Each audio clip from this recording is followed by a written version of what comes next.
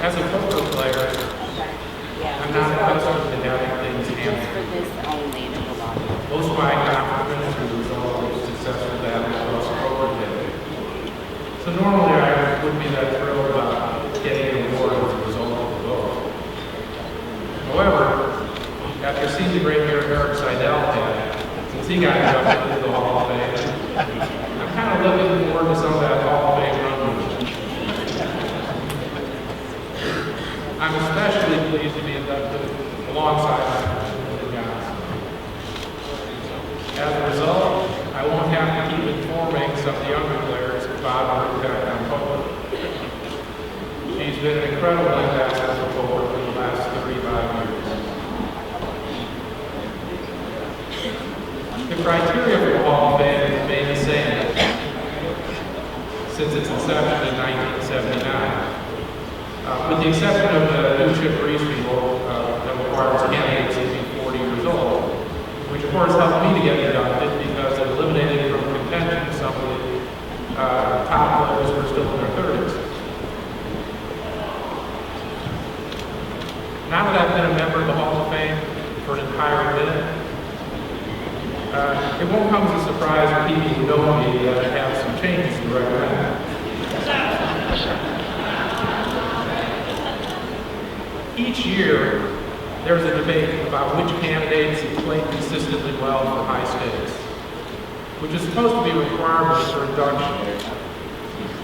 Several players who are currently in the Hall of Fame, as they should be, may not have met that requirement because the criteria need to be changed to reflect the changes in poker that we've had, especially over the last 10 years. The business side of poker has become very diverse, and there are a lot of people in that business who make major contributions.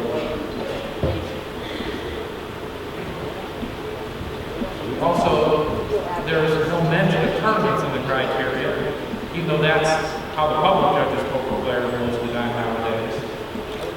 And internet poker has become the world's home poker game. And future Hall of Famers will most likely be inducted into the Hall based solely on their online results. Well, that's if we ever have a functional Congress, but that's a discussion for another day.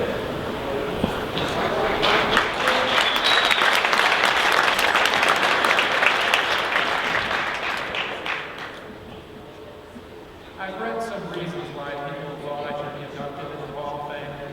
Some mentioned money I playing poker, and some people mentioned money I gave away. But my proudest poker-related achievement has nothing to do with money. I've corresponded with young players, explaining why they should stay in school and learn things other than poker. At least once a month, someone comes up to me and says that he graduated from college because he took my advice. That's my proudest poker achievement, and one that fits the definition of success that I was raised with, which is making a positive difference in the world. And to those who think it's a better idea to play poker than to stay in college and get an education and get that maturity that comes along with that process, I can only say that I've never had anyone come up to me and say, because of you, I stayed in school and it was a mistake.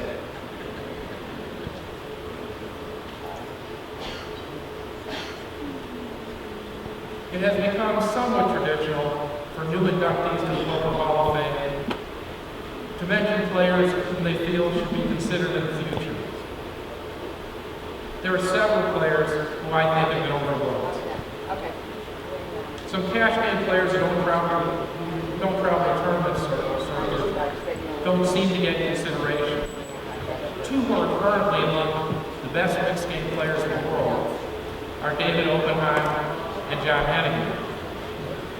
Another player, Ted Forrest, was an innovator in seven-card stud, but he's usually judged on his own holding skills, even though it's not nearly his best game.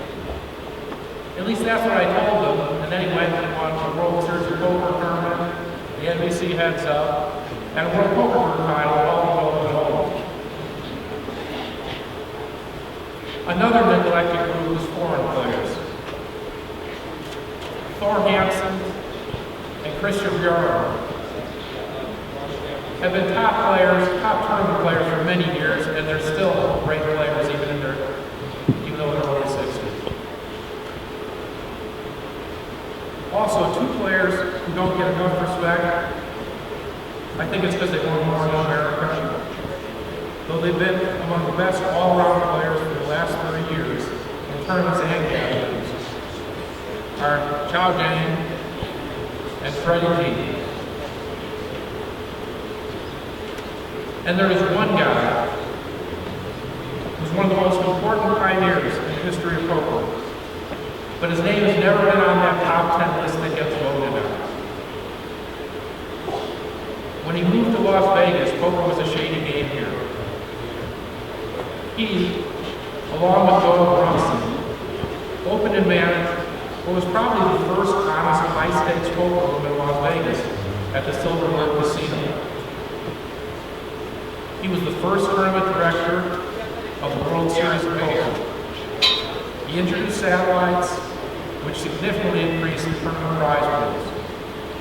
He works behind the scenes on many of the poker shows that we now see on television, including the WSOP Final Table that you're all about to watch.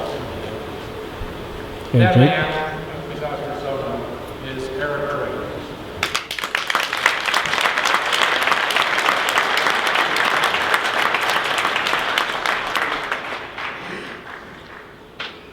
I want to thank everyone who thought I was worthy of induction into the Poker Hall of Fame, the poker fans who voted me on that top 10 list, the media and the Hall of Fame members who selected me. Most importantly,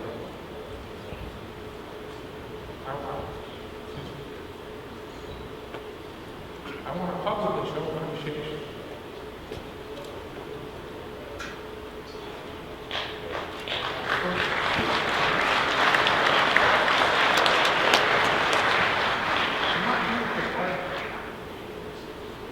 Alexander, who traveled through the circuit with me and suffered the inevitable knockout trophy.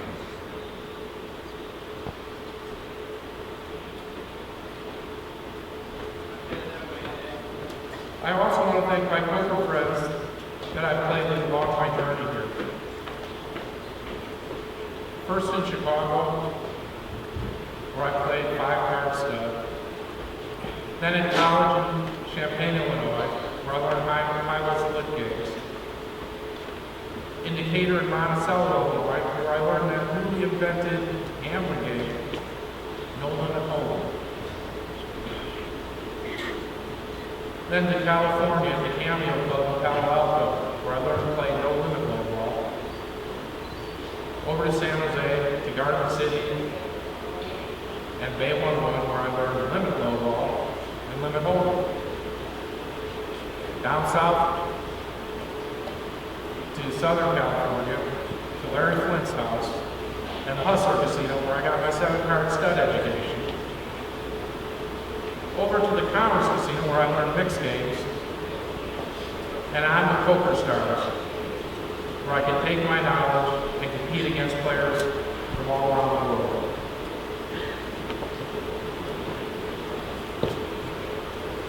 No matter how long you play poker, you keep learning, and you keep modifying your game. Yet I still remember the first lesson I got on the rules of draw poker when I was only 4 years old. And the second lesson, when that same teacher, my father, watched quietly while I hosted a poker game in our basement when I was 13 years old. Afterwards, he said to me, "You play too many hands. If you don't learn how to fold, you're going to lose all your money." Thanks, Dad. Apparently, I folded enough to make it all the way